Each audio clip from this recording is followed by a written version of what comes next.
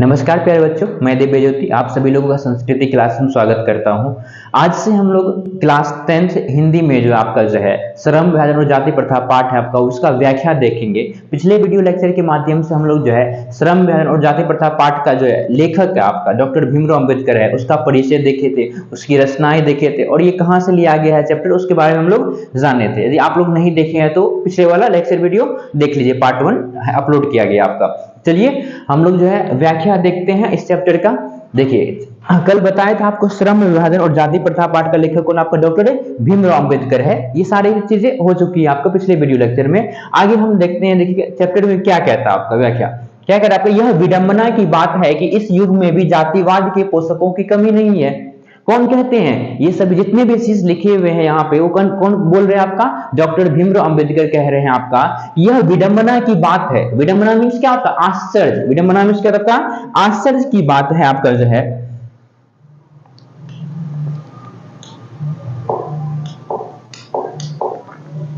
यह विडंबना मीन्स होता है आश्चर्य। विडंबना की बात है कि इस युग में भी जातिवाद के पोषकों की कमी नहीं है, अर्थात जातिवाद को बढ़ाने वाले व्यक्ति की कमी नहीं है। किस युग में? आधुनिक युग में। आज का जो समय है आपका, जो आधुनिक समय है आपका, विज्ञान का युग है आपका, जो है तर्क का युग है आपका, तार्किकता का युग है आपका। इस युग में भी क्या है? जातिवाद के पोषकों की कमी नहीं, अर्थात जातिवाद को बढ़ावा देने वाले व्यक्तियों की कमी नहीं है आपका जो है। इसके पोषक अर्थात इसको बढ़ावा देने वाले, किसको बढ़ावा देने वाले? जातिवाद को बढ़ावा देने वाले।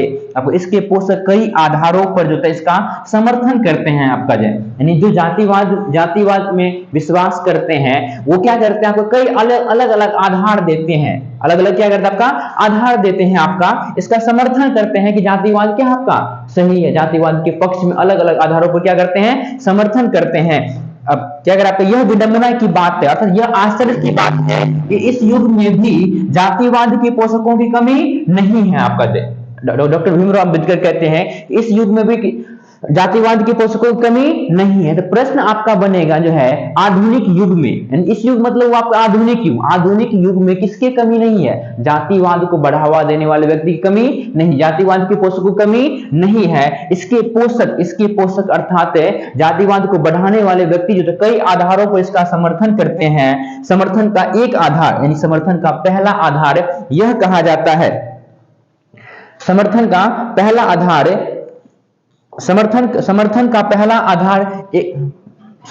एक आधार यह कहा जाता है कि आधुनिक सभ्य समाज कार्य कुशलता के लिए श्रम विभाजन को क्या मानता है? आपका आवश्यक मानता है आपका जो, यानी समर्थन का जातिवाद के पोषक जो है ये तर्क देते हैं कि आधुनिक जो सभ्य समाज जो कार्य कुशलता के लिए, कार्य में निपुणता के लिए जो है आपका श्रम विभाजन को आवश्यक मानता है आपका जो है। तो प्रश्न आपका यहाँ पे एक बनता है आपका कि आधुनिक सभ्य समाज होता है कार्य कुशलता के लिए किसे आवश्यक मानता है? आपका श्रम विभाजन को। आधुनिक सभ्य समाज जो है आपका कार्य कुशलता के लिए किसे आवश्यक मानता है? आपका जो है श्रम विभाजन को। विभाजन नहीं होगा यहाँ पे, विभाजन होगा आपका। विभाजन को आवश्यक मानता है आपका जो है। और चूंकि जाति प्रथा भी श्रम विभाजन का ही रूप है आपका। जाति प्रथा भी श्रम विभाजन का दूसरा रूप है, इसलिए इसमें कोई बुराई नहीं है आपका जो है। ये कौन कहते हैं आपका? ये जातिवाद को बढ़ावा देने वाले व्यक्ति कहते हैं। जातिवाद को बढ़ावा देने वाले व्यक्ति कहते हैं कि जो है आधुनिक जो सभ्य समाज है आपका जो है कार्य कुशलता के लिए श्रम विभाजन को आवश्यक मानता है। यानी कि आधुनिक जो सभ्य समाज है उसमें श्रम विभाजन क्यों आवश्यक है? तो कार्य कुशलता के लिए। इसको समझिएगा, आपको इसको हम समझाते हैं अलग पेज में आपको।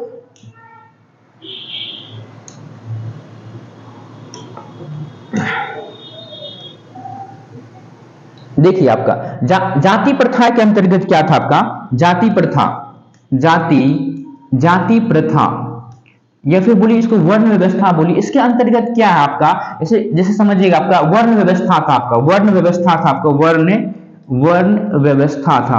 व्यवस्था भारत में लागू था आपका। इस वर्ण व्यवस्था के अंतर्गत जो है भारतीय समाज को कितने वर्ण में बांटा गया था? आपका 4 में। आपका ब्राह्मण हो गया, आपका फिर क्या आपका क्षत्रिय हो गया, आपका क्षत्रिय हो गया, फिर क्या वैश्य हो गया, और क्या होगा आपका शूद्र हो गया आपका। ये 4 वर्ण है आपका, और सभी का कार्य क्या है, अलग है आपका। जय ब्राह्मण क्या करेंगे, कार्य अलग करेंगे, क्षत्रिय अलग कार्य करेंगे, वैश्य अलग कार्य करेंगे, और शूद्र अलग कार्य करेंगे। तो वही जातिवाद को बढ़ावा देने वाले, जातिवाद के पोषक जो है आपका, यह कहते हैं यह जो जाति प्रथा है, ये जाति जो प्रथा है आपका, ये आपको कार्य कुशलता के लिए, कार्य कुशलता के लिए आवश्यक है। कार्य कुशलता के लिए, कार्य कुशलता का मतलब हुआ, जैसे मान के चलिए एक ब्राह्मण फैमिली से कोई बिलोंग्स करता है, लड़का आपका, कोई लड़का है आपका, बॉय है आपका, जय ये ब्राह्मण फैमिली से करता है। इसके लिए जो इसके पिताजी भी ब्राह्मण थे, इसके फादर भी क्या था आपका, ब्राह्मण, उसके फादर भी क्या था आपका, ब्राह्मण थे। कोई जो कार्य अपने पिताजी से सीखेगा आपका,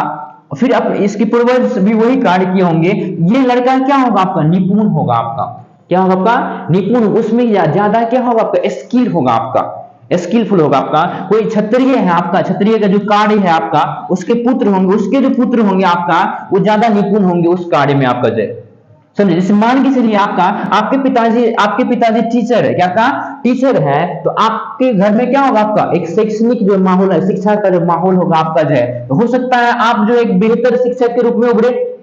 आपके दादाजी भी क्या थे, आपके शिक्षक थे, आप उसके भी पिताजी क्या थे, आपके शिक्षक थे। इसीलिए कहता है आपका कि आधुनिक सभ्य समाज जो है कार्य कुशलता के लिए, किस लिए आपका, कार्य कुशलता के लिए श्रम में विभाजन को आवश्यक मानता है। श्रम मतलब होता है काम का विभाजन, श्रम मीन्स क्या था, काम का, अलग अलग जात के लोगों के लिए अलग अलग जो है, अलग अलग कार्य का निर्धारण किया गया आपका। जो आधुनिक सभ्य समाज में कार्य कुशलता के लिए श्रम विभाजन क्या आपका आवश्यक है, ऐसा किसका मानना आपका, जातिवाद के पोषकों, जातिवाद को बढ़ावा देने वाले व्यक्ति का मानना है कि आधुनिक सभ्य समाज में कार्य कुशलता के लिए श्रम विभाजन क्या आपका आवश्यक है आपका। चलिए आगे देखते हैं आपका जो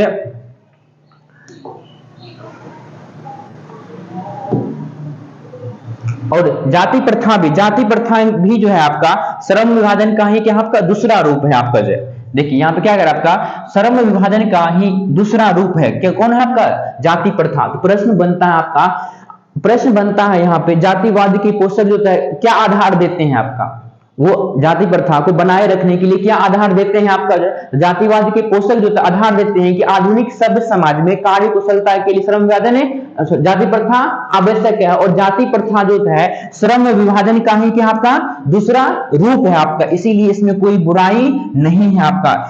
अब क्या करें, इस तर्क के संबंध में पहली बात तो यही आपत्तिजनक है।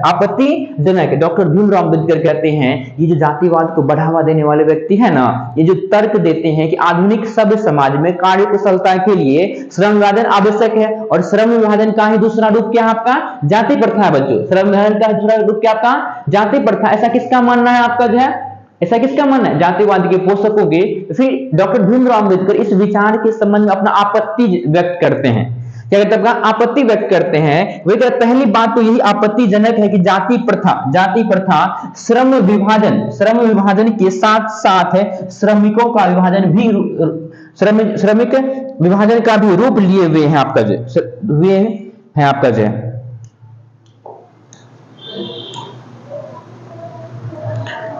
क्या आपत्तिजनक है कि जाति प्रथा श्रम विभाजन के साथ साथ श्रमिक विभाजन का भी रूप लिए हुए हैं। श्रम विभाजन निश्चय ही सभ्य समाज के लिए आवश्यकता है आपका। श्रम विभाजन सभ्य समाज की आवश्यकता है। डॉक्टर भीमराव अम्बेडकर कहते हैं कि श्रम विभाजन जो आपका आधुनिक जो सभ्य समाज है उसके लिए आवश्यक है, लेकिन ये श्रमिकों का भी विभाजन कर देता है। किसका आपका, श्रमिकों का भी विभाजन कर देता है। कौन विभाजन कर देता है, जाति प्रथा आपका, जो समझे आपके। परंतु किसी भी सभ्य समाज में श्रम विभाजन की जो व्यवस्था है आपका, जो किसी भी सभ्य समाज में श्रम विभाजन की व्यवस्था श्रमिकों के विभाजन एक मिनट क्या कह रहा, किसी भी समाज में श्रम विभाजन की व्यवस्था श्रमिकों के विभिन्न वर्गों में अस्वाभाविक विभाजन नहीं करती है। समझिए आपका जय क्या कह रहा है आपका जय, किसी भी समाज में डॉक्टर भीमराव अम्बेडकर कहते हैं कि सभ्य समाज के लिए कार्य कुशलता आवश्यक है आपका जय। श्रमिकों का विभाजन होना जरूरी है, लेकिन ये श्रमिकों के बीच में भेदभाव नहीं करता आपका, ये अस्वाभाविक विभाजन नहीं करता है। अस्वाभाविक मतलब होता है अपने स्वभाव के अनुरूप होता है आपका, और कि नहीं होना, आपका स्वभाव के अनुरूप नहीं होता। तो विभिन्न वर्गों में अस्वाभाविक विभाजन नहीं करती। भारत की जाति प्रथा की एक और विशेषता यह है कि यह श्रमिकों का अस्वाभाविक विभाजन ही नहीं करती, बल्कि विभाजित वर्गों के बीच अस्वाभाविक विभाजन ही नहीं करती। क्या करा आपका, भारत की जाति प्रथा की विशेषता यह है कि यह श्रमिकों का अस्वाभाविक विभाजन ही नहीं करती, बल्कि विभाजित वर्गों को एक दूसरे की अपेक्षा ऊंच नीच भी करार देती है। समझिएगा इसको। क्या करा आपका, डॉक्टर भीमराव अंबेडकर कहते हैं कि जो भारत में जो जाति प्रथा मौजूद है ना, ये जो श्रमिकों का विभाजन ही नहीं करती, यानी श्रमिकों के बीच में ऊंच नीच का भी करार देती है। जैसे मान के चलिए ब्राह्मण, क्षत्रिय, वैश्य, शूद्र, ये 4 वर्ण है आपका, 4 वर्ण है। इनके बीच में आप देखिए, किसी के ब्राह्मण के कार्य, वैश्य के कार्य या शूद्र के कार्य जो होंगे, किसी के कार्य को उच्च माना गया, किसी के कार्य को क्या माना गया आपका, नीच माना गया। ये गलत चीज है आपका। अब जो क्या मान लीजिए ब्राह्मण फैमिली से वो उच्च है, शूद्र फैमिली से वो निम्न है, ये बातें क्या आपका आपत्तिजनक है, गलत है आपका। डॉक्टर भीमराव अंबेडकर कहते हैं कि भारत की जाति प्रथा की एक और विशेषता यह है कि यह श्रमिकों का अस्वाभाविक विभाजन ही नहीं करती, बल्कि विभाजित वर्गों को एक दूसरे की अपेक्षा ऊंच नीच भी करार देती है आपका। देखिए ये जो विभाजित वर्ग है, अब इसमें किसी को ऊंचा माना गया, किसी को नीचा माना गया आपका जो करार, ये चीजें जो है आपकी गलत है, आप ऐसी नहीं होनी चाहिए। आपको कौन कह रहा है आपका, डॉक्टर भीमराव अंबेडकर कह रहे हैं आपका जो विश्व के किसी भी समाज में नहीं पाया जाता है आपका जो। तो प्रश्न बनता है कि भारत की जाति प्रथा की विशेषता क्या है आपका। यह विशेषता है कि श्रमिकों का क्या करती है, अस्वाभाविक विभाजन करती है। अस्वाभाविक मतलब स्वभाव के अनुरूप नहीं होना आपका, जो आपके नेचर के अनुरूप नहीं होना। मान के चलिए मेरा काम जो होता है, इस जाति व्यवस्था के अंतर्गत जो कार्य निर्धारित किया गया वो मेरा कार्य करने का मन नहीं है, मेरे स्वभाव के अनुरूप नहीं है, लेकिन फिर भी हमको वो कार्य करना पड़ेगा आपका जो। ठीक है, तो आगे हम लोग बढ़ते हैं।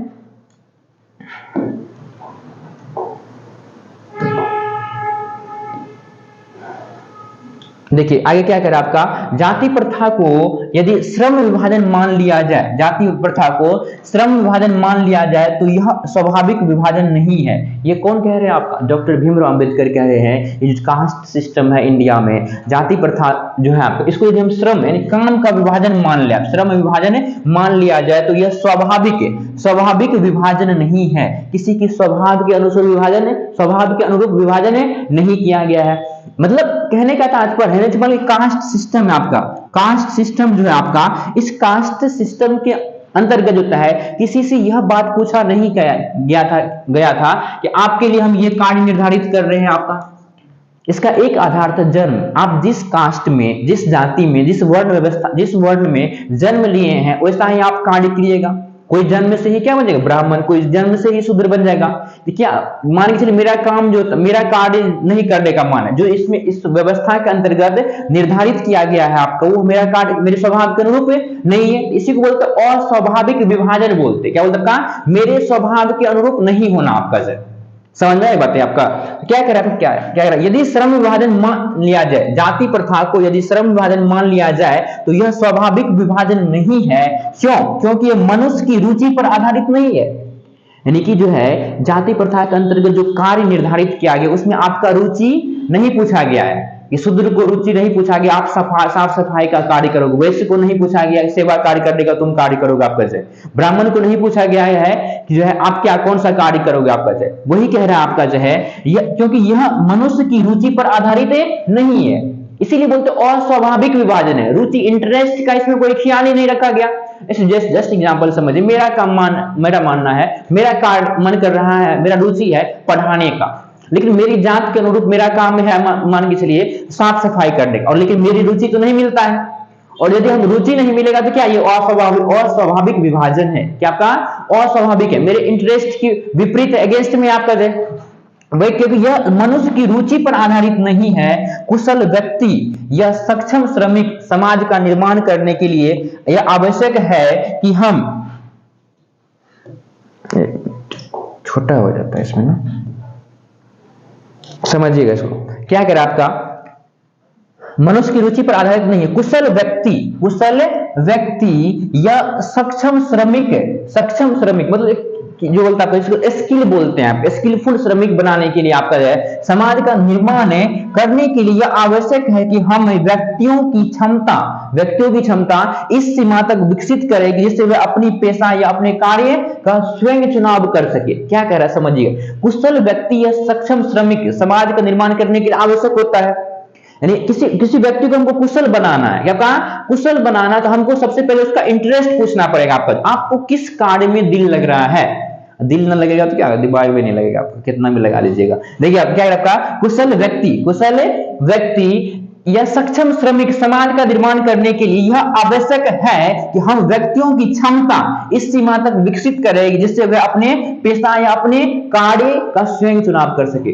देखिए जाति व्यवस्था के अंतर्गत पहले से ही कार्य का निर्धारण किया गया है, उसमें रुचि आधारित नहीं है, आपका रुचि नहीं पूछा गया।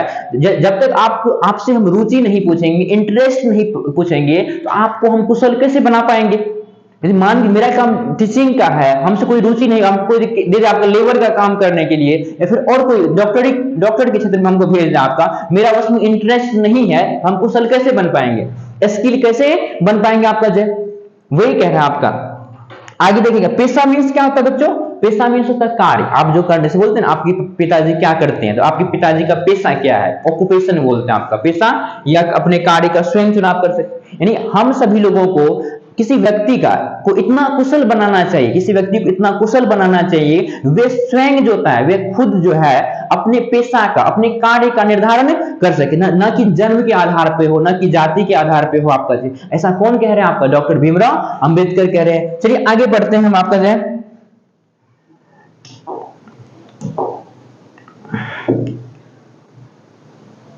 देखिए स्वयं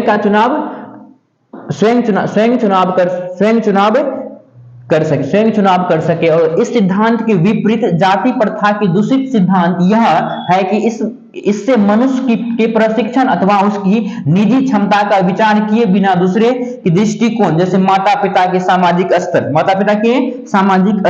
के अनुसार पहले से ही अर्थात गर्भधारण के समय से ही मनुष्य का पेशा निर्धारित कर दिया जाता है आपका जो क्या कह रहा है आपको समझिएगा। जो है डॉक्टर भीमराव अंबेडकर कहते हैं एक कुशल व्यक्ति बनाने के लिए, एक कुशल समाज का निर्माण करने के लिए हमें क्या करना है, लोगों की रुचि के अनुसार उसको कार्य दिया जाना होगा। आपका जो कार्य देंगे, रुचि के आधारित कार्य करना होगा हमें कुशल बनने के लिए। लेकिन जाति व्यवस्था के अंदर, जाति प्रथा के अंतर्गत जो है पहले से ही निर्धारित कर दिया गया है। किस आधार पे, माता पिता के सामाजिक स्तर के आधार पर, माता पिता के सामाजिक स्तर जैसा है उस आधार पे, हम किस जाति में जन्म लिए उस आधार पर मेरा कार्य निर्धारित किया गया आपका जो समझे।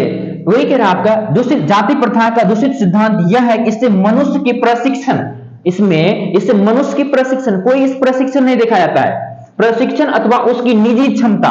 एक जाति व्यवस्था के अंतर्गत हम एक व्यक्ति की निजी क्षमता को, उसकी कैपेसिटी क्या है उसको हम देखते नहीं आपका, बल्कि पहले से ही हम कार्य निर्धारित कर दिए हैं। तो निजी क्षमता का विचार किए बिना दूसरे की दृष्टिकोण जैसे माता पिता के सामाजिक स्तर के अनुसार पहले से ही अर्थात गर्भधारण के समय से ही मनुष्य का पेशा निर्धारित कर दिया जाता है। यानी जब एक बच्चा जो होता है आपका मां के गर्भ में रहता है तब से ही उसका क्या होता है, कार्य निर्धारित कर दिया जाता है। किसके अंतर्गत, जाति व्यवस्था के अंतर्गत मेरे प्यारे बच्चों।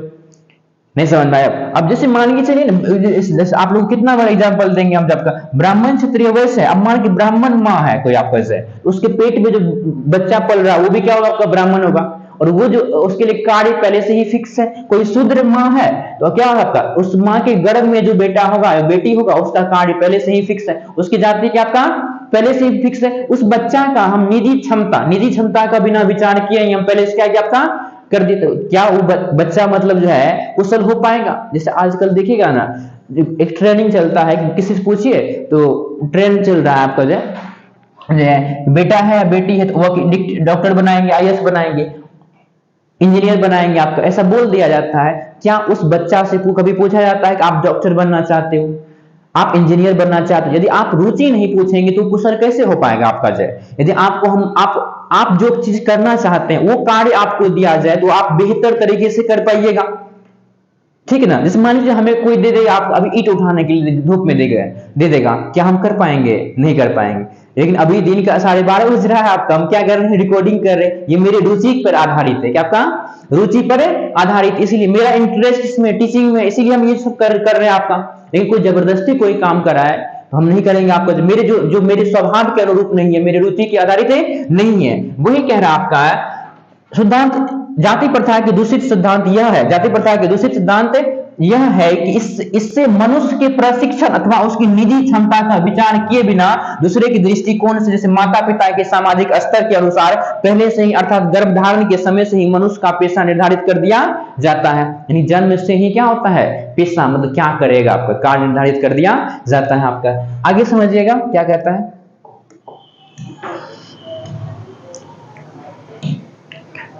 क्या कह रहा है? जाति प्रथा पेशे का दोषपूर्ण पूर्व निर्धारण ही नहीं करती, बल्कि मनुष्य को जीवन भर के लिए एक पेशे में बांध भी देती है। समझिएगा, बहुत अच्छी बात कह रहा है आपका कि जाति प्रथा पेशे मतलब कार्य, पेशे मतलब क्या था? कार्य। जाति प्रथा पेशे का दोषपूर्ण पूर्व निर्धारण ही नहीं करती, बल्कि मनुष्य को जीवन भर के लिए एक पेशे में ही बांध देती है। यानी ब्राह्मण, क्षत्रिय, वैश्य ये आपका है। अब एक ही व्यक्ति को क्या कार्य करना? एक कार्य करना आपका। ब्राह्मण वर्ग के लोगों के लिए जो कार्य निर्धारित किया गया वही जीवन भर के लिए वो वही कार्य करेंगे आपका। वो दूसरे कार्य के बारे में सोचेंगे भी नहीं। जो शूद्र के लिए कार्य निर्धारित किया वही कार्य करेंगे। अभी मान के चलिए मेरा मन होगा टीचिंग भी कर लेंगे आपका, जॉब होगा भविष्य में, जॉब होगा तो जॉब भी कर सकते हैं आपका, या फिर और कोई बिजनेस करने का मन होगा तो बिजनेस भी कर सकते हैं। यानी एक साथ अलग अलग तरह के कार्य हम कर सकते हैं। लेकिन जब जातीय व्यवस्था के अंतर्गत ये ऑप्शन नहीं था आपका, ये ऑप्शन नहीं था। वही कह रहा आपका जाति प्रथा पेशे का दोषपूर्ण पूर्व निर्धारण ही नहीं करती, बल्कि मनुष्य को जीवन भर के लिए एक पेशे में बांध भी देती है, भले ही पेशा अनुपयुक्त या अपर्याप्त होने के कारण वह भूखों मर जाए। अपर्याप्त होने के कारण मान के चलिए, अब देखिए जैसे मान के चलिए कुछ लोगों के लिए ये डिसाइड किया जाए वो डॉक्टर बनेंगे, इंजीनियर बनेंगे आपका जाए, और कुछ लोगों के लिए ये डिसाइड कर दिया कि वो साफ सफाई का कार्य करेंगे आपका जाए।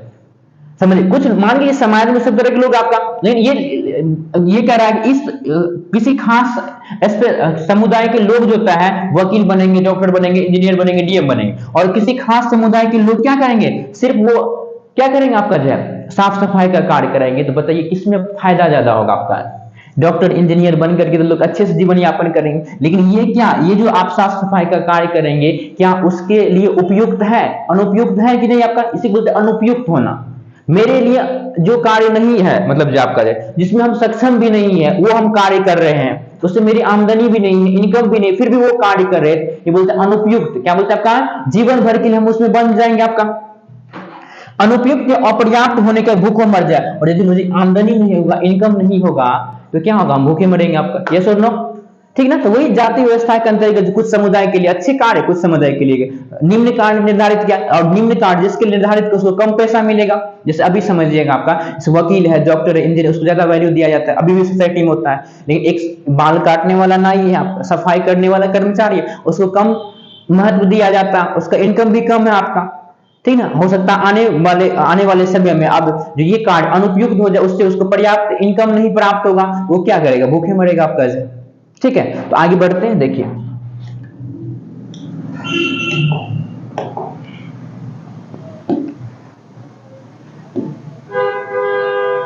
क्या कह रहा है आपका? आधुनिक युग में यह स्थिति प्रायः आती है। आधुनिक युग में यह स्थिति प्रायः आती है क्योंकि उद्योग धंधों की प्रक्रिया का तकनीक में निरंतर विकास और कभी-कभी अकस्मात परिवर्तन हो जाता है आपका जय।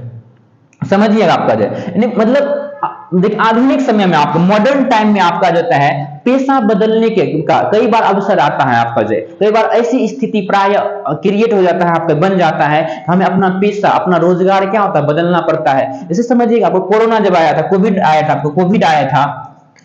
आया था, उस समय जो है जो लोग फैक्ट्री में कार्य कर रहे थे, फैक्ट्री बंद हो गया, उसको छोड़ करके अलग कार्य करना पड़ा आपका जय। लेकिन ये कहा जाए नहीं, आप फैक्ट्री नहीं, उस कार्य के अलावा आप दूसरा कोई कार्य नहीं कर सकते हैं, तो क्या वो बेचारा क्या करेगा? भूखे मरेगा? नहीं समझेगा। सब समझ में आई मेरी बात कि मान के चलिए कोविड के समय में जो भी लोग फैक्ट्री में कार्य कर रहे थे आपका, फैक्ट्री बंद होगी आपका जो है, तो क्या इसका कार्य भी क्या होगा, बंद हो गया। लेकिन मान के चलिए अब कोई लोग कहे कि आप इसके अलावा, ये जो फैक्ट्री में आप मजदूरी कर रहे थे ना, इसके अलावा आप दूसरा कोई भी कार्य नहीं कर सकते हैं, तो क्या होगा, जीवन बर्बाद हो जाएगा, मर जाएगा बेचारा। वही कह रहा है आधुनिक समय में, मॉडर्न टाइम में यह स्थिति प्राय आती है कि हम अपना पेशा क्या करें, आपका बदले आपका जाए।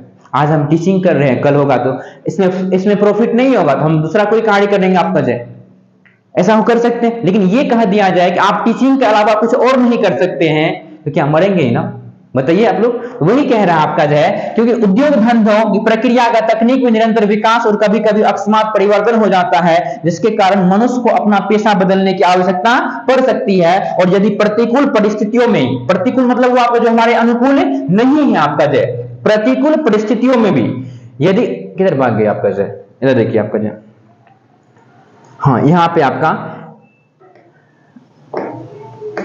यदि प्रतिकूल परिस्थितियों में भी, किधर भाग गया बच्चा, प्रतिकूल मतलब जो हमारे अनुकूल नहीं है आपका जो, प्रतिकूल परिस्थितियों में भी मनुष्य को अपना पेशा बदलने की स्वतंत्रता न हो, तो इसके लिए भूखे मरने के अलावा क्या चारा रह जाता है आपका। अभी जैसे मान के एग्जाम्पल दिया आपका, कोविड-19 के समय जो होता है, मतलब जो फैक्ट्री सब बंद हो गया, मजदूर सब क्या हो गए, दूसरा कार्य करने लगे आपका जो है, कोई सब्जी बेचने लगे या अन्य कार्य करने लगे आपका। लेकिन ये कह दिया जाए कि आप मजदूरी के अलावा दूसरा कोई कार्य नहीं कर सकते हैं, तो क्या भूखे मरेगा कि नहीं मरेगा आपका जो, ठीक ना। वही कह रहे हैं आपको, भूखे मरने के अलावा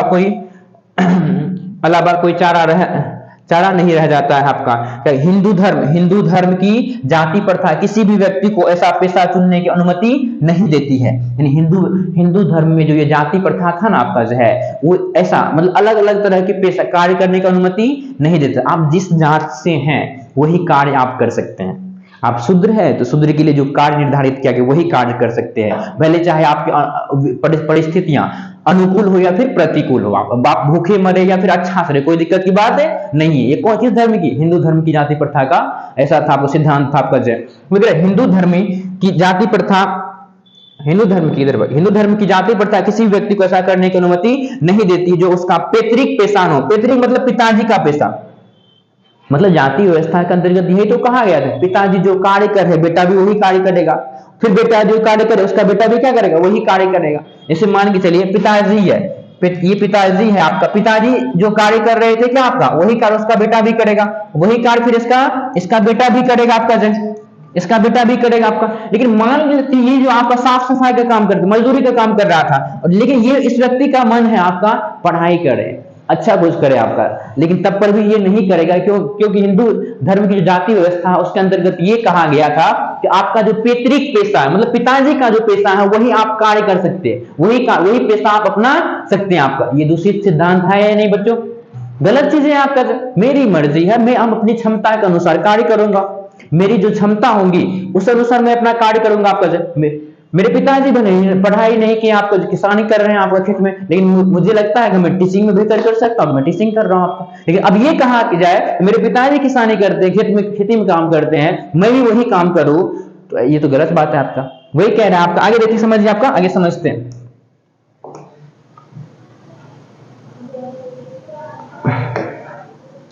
कि हिंदू धर्म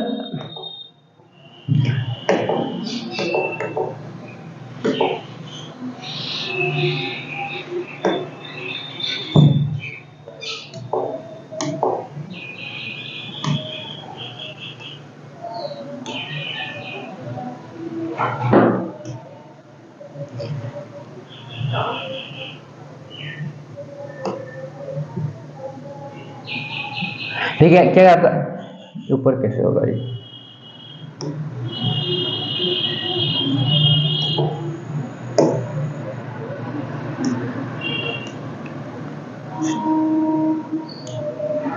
देखिए अगर हिंदू धर्म की जाति प्रथा किसी भी व्यक्ति को ऐसा पेशा चुनने की अनुमति नहीं देती है उसका पैतृक पेशा ना हो, भले ही वे उसमें पारंगत हो। अभी मैं जस्ट बताए, मैं अभी यहाँ पे आपको फिगर में बताए थे, एक बेटा, इसका बेटा है आपका, फिर इसका बेटा है, फिर इसका बेटा है आपका जय, ठीक ना। ये पिताजी किसानी कर रहे हैं, बेटा चाह रहा है आपका शिक्षा के क्षेत्र में हम कुछ योगदान करें, पढ़ लिख करके कुछ योगदान दे आपका, फिर भी वो नहीं कर सकता आपका, भले ही वो शिक्षा के क्षेत्र में क्या हो, टॉपर हो आपका जय, अच्छा नॉलेज रखता हूँ आपका जय, फिर भी वो नहीं कर सकते थे आपका जय। कर सकते थे, अभी तो कोई दिक्कत नहीं बात है आपका। कह रहे भले ही उसमें पारंगत हो, समझे ना। जैसे मान के चलिए आपका जो है जैसे शूद्र है, क्या आपका शूद्र है, आप उसका शरीर से पूरा हट्ठा कट्ठा है आपका, मान के चलिए वो चाह रहा है कि सेना में जाए हम जाए, हम भी क्या करें आपका क्षत्रिय का जो कार्य है वो करे आपका जाए, हम भी रक्षा का कार्य करे आपका जाए, लेकिन वो नहीं जा सकता है क्योंकि उसका कार्य वो नहीं है आपका जाए, समझे। इस प्रकार पेशा परिवर्तन की अनुमति न देकर जाति प्रथा भारत में बेरोजगारी का एक प्रमुख और प्रत्यक्ष कारण बनी हुई है। भारत में डॉक्टर भीमराव अंबेडकर कहते हैं ये पेशा परिवर्तन की अनुमति नहीं देकर के जाति प्रथा क्या बनी हुई है आपका, बेरोजगारी का प्रमुख और प्रत्यक्ष कारण बनी हुई है। तो प्रश्न पूछा जाता है कि भारत में बेरोजगारी का प्रमुख और प्रत्यक्ष कारण क्या आपका, जाति प्रथा। डॉक्टर भीमराव अंबेडकर के अनुसार भारत में जाति क्या बोलते हैं, बेरोजगारी का प्रमुख और प्रत्यक्ष कारण, बेरोजगारी का प्रमुख और प्रत्यक्ष कारण क्या आपका, जाति प्रथा को माना गया है आपका। ठीक, आगे बढ़िए।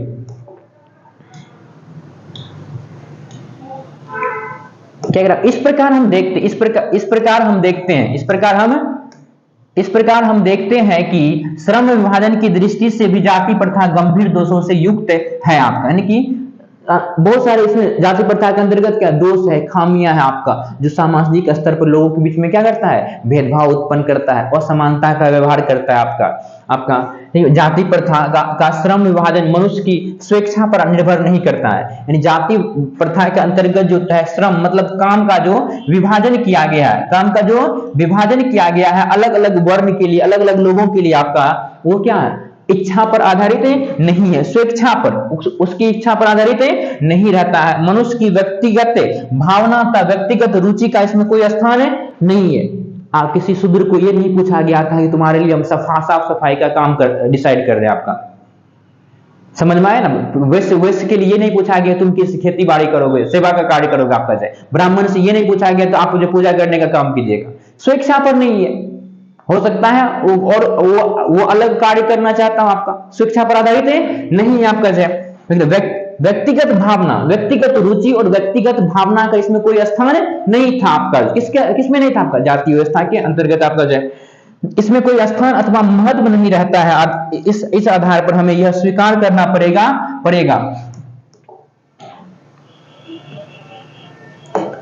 स्वीकार करना पड़ेगा कि आज के उद्योगों में गरीबी और उत्पीड़न इतनी बड़ी समस्या नहीं, जितनी यह बहुत से लोग निर्धारित कार्य को अरुचि के साथ क्या करते, केवल व्यवस्थावश करते हैं आपका जय।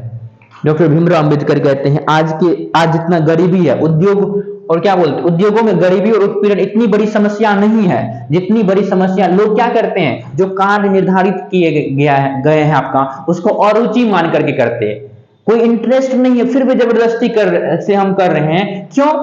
क्योंकि हमारे लिए निर्धारित कर दिया गया है। हमको कोई बोल दे जाके कोई कार्य करो XYZ, मेरा उसमें रुचि नहीं, तो हम क्या करेंगे, आपका जबरदस्ती कर रहे, कोई मजा उसमें नहीं आ रहा आपका, ना तो मेरा विकास होगा, ना तो किसी जो कार्य कर रहे हो वो सही से कर पाएंगे आपका जय, ठीक ना। तो वही कह रहा है जितनी कि अब बहुत से लोग निर्धारित कार्य को अरुचि केवल व्यवस्थावश करते हैं। ऐसी स्थिति स्वभावतः मनुष्य को दुर्भावना ग्रस्त रहकर मनुष्य को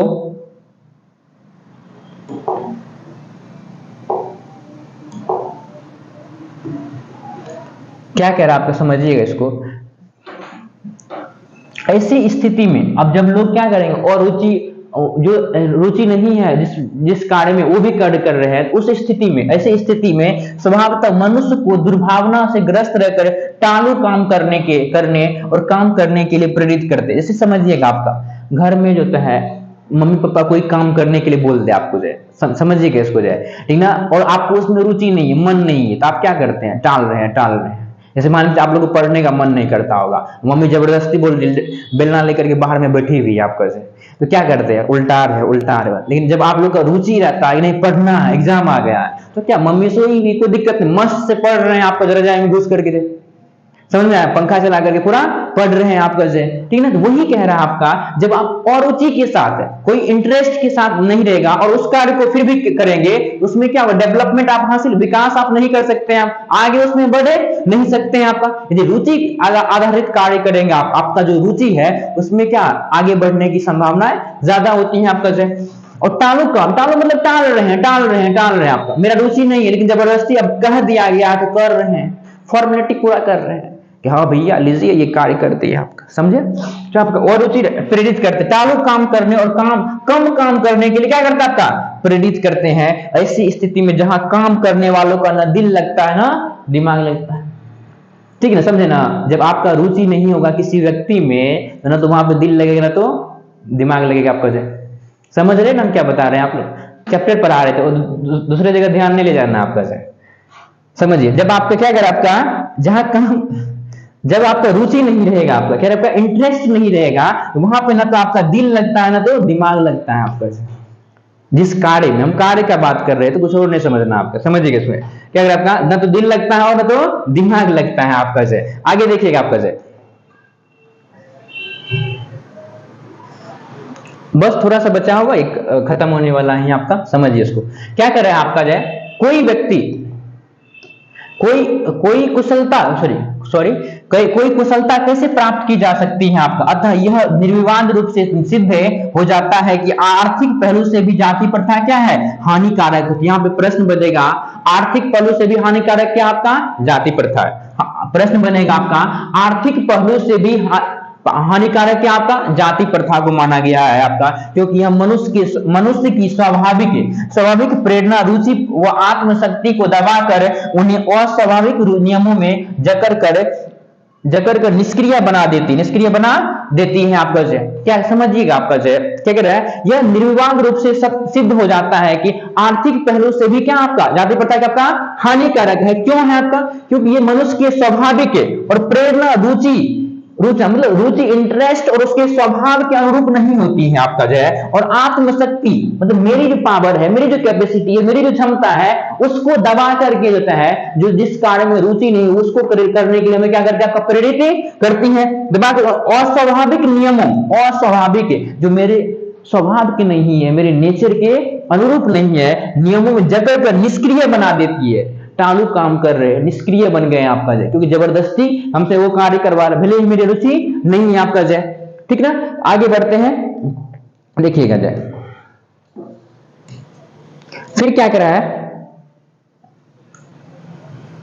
कि अब मैं समस्या के रचनात्मक पहलू को लेता हूं। मेरे द्वारा जाति प्रथा की आलोचना सुनकर आप लोग मुझसे यह प्रश्न पूछना चाहेंगे, यदि मैं जातियों के विरुद्ध हूं तो फिर मेरी दृष्टि में आदर्श समाज क्या है?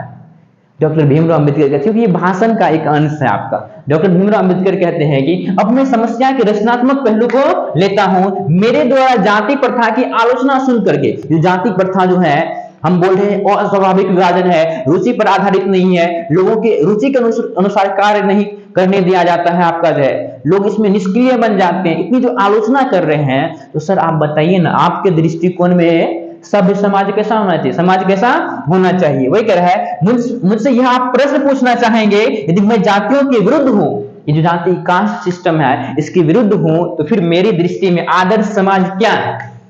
आइडियल सोसाइटी क्या है आपका जो है? मेरा उत्तर होगा मेरा आदर्श समाज कैसा होना चाहिए आपका? डॉक्टर भीमराव अंबेडकर कहते हैं मेरा आदर्श समाज, मेरा आदर्श समाज स्वतंत्रता, समानता और भ्रातृत्व पर आधारित होगा। मतलब जो है मेरे लिए वो आदर्श समाज है आपका जहां पे सभी व्यक्ति को क्या मिले? आपका स्वतंत्रता मिले। क्या मिले? आपका स्वतंत्रता, सभी के बीच में क्या हो? समानता हो, इक्वल राइट मिले आपका, समानता हो, स्वतंत्रता, समानता, भ्रातृत्व मीन्स क्या होता है? भाईचारा होता है, भ्रातृत्व हो, भ्रातृत्व मीन्स क्या आपका? भाईचारा हो। यानी कि एक मेरे नजर में डॉक्टर भीमराव अंबेडकर कहते हैं मेरे नजर में वो आदर्श समाज है जिसमें सभी व्यक्तियों को क्या मिले? स्वतंत्रता, जिसमें सभी व्यक्तियों को क्या मिले? आपका समानता, और सभी लोगों के बीच में क्या हो? भाईचारे की भावना हो आपका। वो मेरे लिए क्या आपका एक आइडियल सोसाइटी है। लेकिन जाति व्यवस्था के अंतर्गत भाईचारे की भावना नहीं थी आपका, सभी को समान अधिकार प्राप्त नहीं था आपका, सभी को स्वतंत्रता प्राप्त नहीं था, ठीक।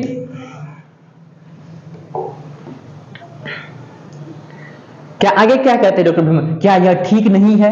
क्या यह भ्रातृत्व अर्थात भाईचारे में किसी को क्या आपत्ति हो सकती है? डॉक्टर भीमराव अंबेडकर कहते हैं एक ऐसा सोसाइटी होगा, एक ऐसा समाज होगा जिसमें सभी लोग क्या भाईचारे की तरह रहेंगे आपका, जैसे भाई भाई आपस में रहते हैं वैसे सभी रहेंगे, इसमें क्या आपत्ति हो सकती है, किसको क्या कठिनाई हो सकती है आपका? किसी भी आदर्श समाज में इतनी गतिशीलता होनी चाहिए जिससे कोई भी व्यक्ति वांछित परिवर्तन समाज की एक छोर से दूसरे छोर तक संचारित हो सके। मतलब यदि कोई सोसाइटी में परिवर्तन गड़बड़ चीजें हैं उसमें परिवर्तन होनी चाहिए आपका, इसमें कोई दिक्कत है नहीं होनी चाहिए आपका।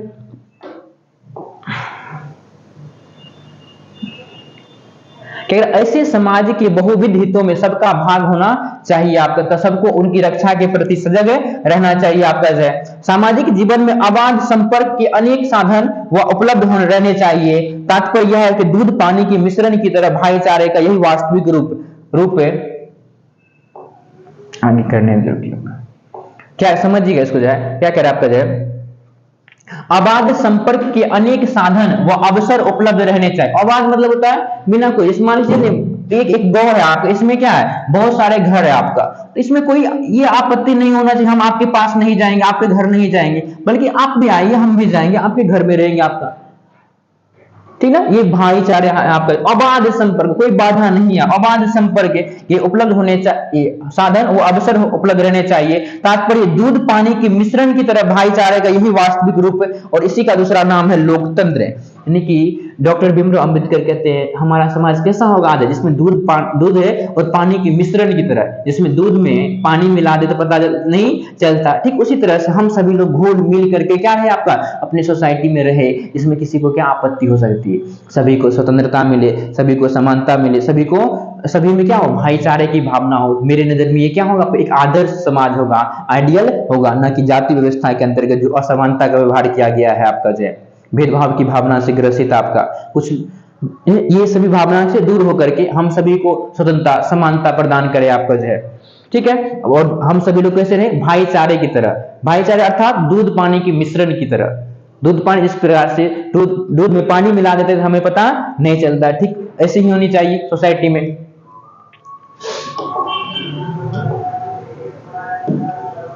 क्या कह रहा है आपका तात्पर्य कि दूध पानी की मिश्रण की तरह भाईचारे का यही वास्तविक रूप है और इसी का दूसरा नाम लोकतंत्र है। इसी को क्या बोलते हैं आप लोकतंत्र, जहां पे सभी लोग मिलजुल करके रहेंगे आपका क्योंकि लोकतंत्र केवल शासन की एक पद्धति ही नहीं है, लोकतंत्र केवल शासन की पद्धति ही नहीं है। कौन कहते हैं आपका डॉक्टर भीमराव अंबेडकर कहते हैं लोकतंत्र शासन की पद्धति ही नहीं है, लोकतंत्र मूलतः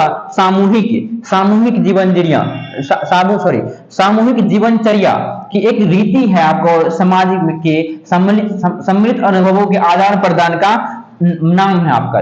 सामाजिक जीवनचर्या की एक रीति है आपका, सामाजिक जीवन की रीति आपका और समाज के सम्मिलित अनुभवों के आदान प्रदान का नाम है। डॉक्टर भीमराव अंबेडकर कहते हैं लोकतंत्र सिर्फ शासन करने की पद्धति नहीं, लोकतंत्र क्या सिर्फ शासन करने की पद्धति नहीं है, बल्कि सभी लोग जो मिलजुल करके रह रहे हैं आपका सामूहिक जीवन की क्या आपका जीवनचर्या की एक रीति है और समाज के सम्मिलित अनुभवों, मतलब एक व्यक्ति का अनुभव दूसरे से शेयर कीजिए, दूसरे का फिर और दूसरे से आपका यानी मिलजुल करके जो अनुभव है आपको शेयर कीजिए, आपका अनुभवों के आदान प्रदान का नाम। इसमें यह आवश्यक है कि यह आवश्यक है कि अपने साथियों के प्रति श्रद्धा और सम्मान का भाव हो आपका, यानी हम लोग जो है किसी से घुल मिल करके रहेंगे आपका। इस मान लीजिए आप किसी व्यक्ति के साथ में खाना खाते हैं, उसके साथ में रहते हैं, इसका मतलब उस व्यक्ति के साथ क्या श्रद्धा है। जब तक श्रद्धा नहीं होगा तो आप उसके साथ नहीं रह पाएंगे, आपका उसके साथ कार्य नहीं कर पाएंगे आपका डॉक्टर वही कह रहा है यदि हम सभी लोगों क्या रहे मिलजुल करके रहे, दूध और पानी के मिश्रण की तरह रहे हमारा सोसाइटी हो आपका,